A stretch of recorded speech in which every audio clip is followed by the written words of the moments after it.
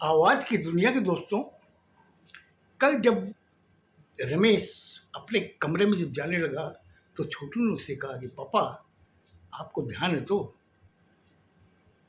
किसी को भी पता नहीं चलना चाहिए, विशेषकर मम्मी को। पर तू चिंता मत कर, मैं कमरे में जा रहा हूँ, सुलोचना को भेजता हूँ। तुम भी सोचो और मैं भी सोच रहा हूँ क्या होना चाहिए। बोले ठीक है पापा।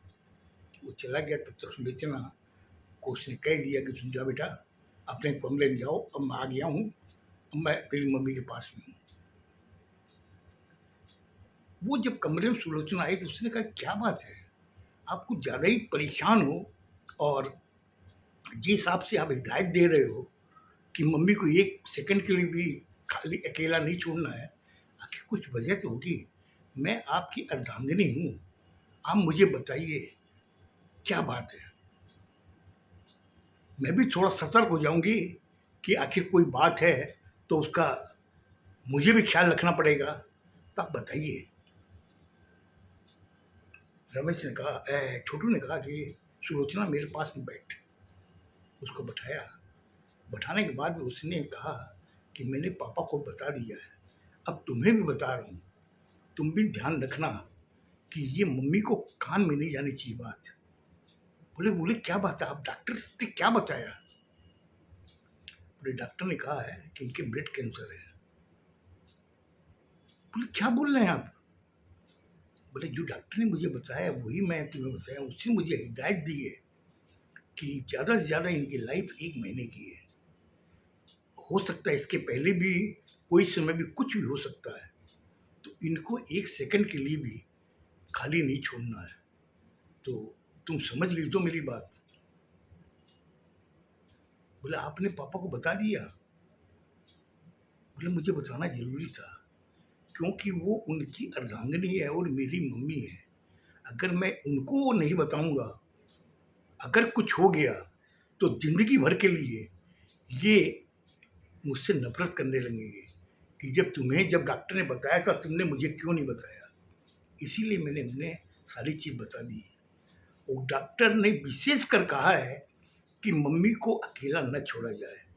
तो अब देख, मुझे ऑफिस जाना पड़ेगा, क्योंकि अगर नहीं जाऊंगा तो घर खर्चा कैसे चलेगा। और पापा जो हैं, उनकी जो पेंशन आती है उसमें हम लोग 65,000 रुपया उनको दे देते हैं। तो तुम सोचो कि हर महीने 5,000 रुपये कम पड़ रहा है। क्यों? कि वो मेरी सैलरी में से मैं उनको दे रहा हूँ 5,000 रुपये, तो 65,000 रुपये उसको जा रहा है। जब तक ये रुपया जाता रहेगा तब तक ये मकान हमारे हाथ में रहेगा, वरना वो आकर के इसको अपना कब्जा कर लेगा। पूरी समस्या तो वाकई बहुत गंभीर है। तो अब क्या किया जाए?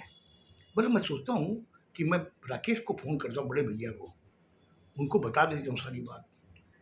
बोले जैसे आपको उचित लगे। उसने वहीं से ही कमरे में बैठ के मोबाइल मिलाया, फ़ोन किया। उस समय रात के 9:30 बज रहे थे। उसे फ़ोन किया तो उसने उधर से आवाज़ आई, हाँ छोटू बोलो क्या बात है? बोले भैया बात ऐसी है कि मम्मी की तबीयत ठीक नहीं है, तो मुझे लगता है कि आप एक बार आ जाओ यहाँ पर। मैं छोटे भाई को भी फ़ोन कर रहा हूँ। बोले देख छोटू, अभी मेरा आना पॉसिबल नहीं है। अगर मम्मी की तबीयत ठीक नहीं है तो तू किसी डॉक्टर को दिखा।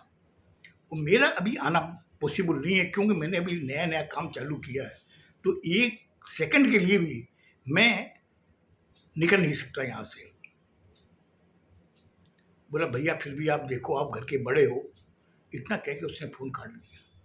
फिर उसने छोटे भाई को फ़ोन मिलाया। बोले भैया मम्मी की तबीयत ठीक नहीं है।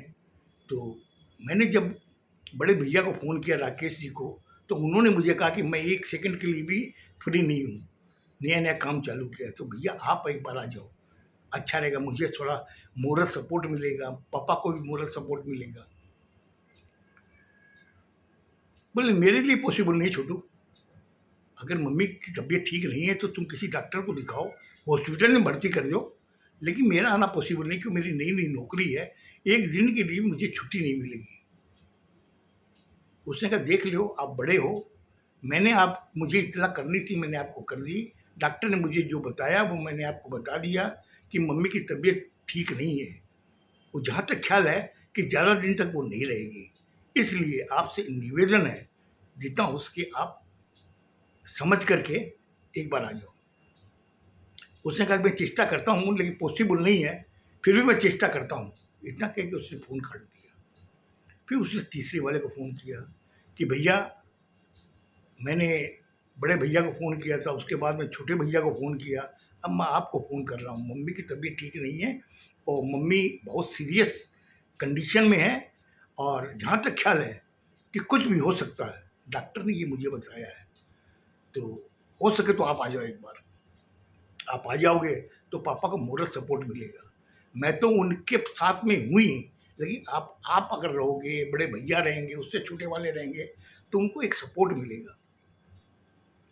बोला देख भाई, मैं चेष्टा तो करूँगा, लेकिन मेरे लिए पॉसिबल नहीं है।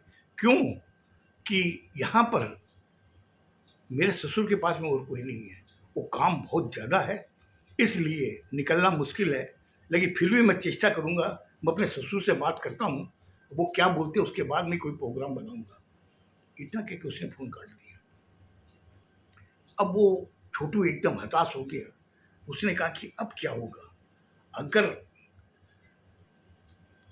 कोई नहीं आया तो पापा को कौन संभालेगा। कि पापा ठीक है, ऊपर से बड़ी हिम्मत कर रखे हैं, लेकिन अंदर ही अंदर वो टूट चुके हैं। उसने कहा सुलोचना, तीनों का ये जवाब तुमने सुन लिया, अब मुझे क्या करना चाहिए। बोले अभी तो आप सो जाओ, सुबह हम लोग देखते हैं क्या होना चाहिए। इतना कह करके वो लोग सो गए। सुबह उठे, सुलेखा सबसे पहले उठ के चाय वगैरह लेकर के आई। पहले रमेश को दी, पापा आप चाय पियो। फिर मम्मी को उठाया, बोला आप भी चाय पी लो। दोनों ने चाय पी। पीने के बाद में उसने कहा मम्मी पापा आप लोग स्नान वगैरह कर लो, तब तक मैं उनको भी चाय दे देती हूँ, और मैं भी स्नान कर ले, मतलब स्नान कर चुकी हूँ, मैं नाश्ता वगैरह की तैयारी करती हूँ। इतना कह के वो कमरे से निकल गई। रमेश सोच रहा था कि खैर आज का दिन तो ठीक है, क्योंकि ये भी ठीक है, एक आवाज़ के साथ उठ गई और चाय भी पी रही है। पीने के बाद में रमेश ने कहा कि देखो तुम स्नान वगैरह कर लो, मैं भी कर लेता हूँ, फिर हम लोग हॉल में चल के बैठेंगे, सुलोचना से बात करेंगे, छोटू से बात करेंगे, आगे की भविष्य की सोचेंगे क्या करना चाहिए क्या नहीं करना चाहिए। और काफ़ी दिन हो गए, तीनों बच्चों से भी नहीं मिला, तो उनको भी फ़ोन पे बात करूँगा। बोले ठीक है, आप भी स्नान करो, मैं करती हूँ। करने के बाद में वो लोग हॉल में आके बैठे। बैठते ही रमेश ने पहला मोबाइल फ़ोन मिलाया राकेश को। राकेश के वहाँ पे रिंग बज रही थी, लेकिन वहाँ से कोई रिप्लाई नहीं आई। 3-4 बार उसने चेष्टा की, 3-4 बार ही रिंग बजती रही, उठाई। उसने कहा हो सकता है कि कोई काम में बिजी हो। फिर उसने छोटे वाले को फ़ोन मिलाया, उसके यहाँ से भी सेम इसी टाइप की चीज़ हुई, रिंग बज रही थी लेकिन कोई उठा नहीं रहा था। उसके दिमाग में आई कि घर के अंदर बच्चे भी हैं, उसकी बीवी भी है, ठीक है, अगर वो बाथरूम गया हुआ है या स्नान करने गया हुआ है तो किसी को तो उठानी चाहिए, घंटी तो बज रही है। खैर फिर उसने उससे छोटे और छोटे वाले को मिलाया, उसके यहाँ पे भी सेम चीज़ हुई। रमेश एकदम हताश हो गया, फिर उसने मोबाइल टेबल पर रख दिया। तब तक वो सुलोचना और छोटू चाय लेकर के आ गए, नाश्ता लेके आए, सब लोगों ने नाश्ता किया। करने के बाद में उसने छोटू ने कहा कि पापा मुझे तो भी वहाँ पे ऑफिस में जाना पड़ेगा, बोले कुछ डॉक्टर ने दवाई बताई है जो मैं आपको खरीद के दे जाता हूँ, तो आप एक काम कीजिएगा, मम्मी को टाइम टू टाइम दे दीजिएगा। बोले ठीक है बेटा, फिर मैं पैसे है तो। बोले पापा चिंता न करो, मेरे पास पैसे हैं। इतना कह के वो जाते समय इशारा किया सुलोचना को। सुलोचना उनके पीछे पीछे कमरे में गई। उसने कहा कुछ पैसे हैं क्या, तो सुलोचना ने कहा हाँ है ना, लीजिए। उसने निकाल के उसको दिए। वो ले करके वो सीधा बाहर गया, जाके मेडिकल शॉप से जो डॉक्टर ने दवाइयाँ बताई थी वो ले करके आया। आकर उसने पापा को कहा कि पापा किस तरीके से उसको इसको इनको देनी है। तो आप ध्यान रखिएगा, इसमें ज़रा सी भी गफलत नहीं होनी चाहिए। बोले ठीक है बेटा, तू जा तेरी ऑफिस, मैं देखता हूँ। इतना कहने के बाद वो अपना ऑफिस चला गया। ऑफिस जाने के बाद वहाँ ऑफिस में उसका मन नहीं लग रहा था छोटू का। उसने कहा कि क्या करूँ, कैसे मैं अपने भाइयों को बुलाऊँ, क्योंकि मम्मी का कोई भरोसा नहीं है, किस समय क्या होगा, बड़ा मुश्किल काम है। ये सोचते सोचते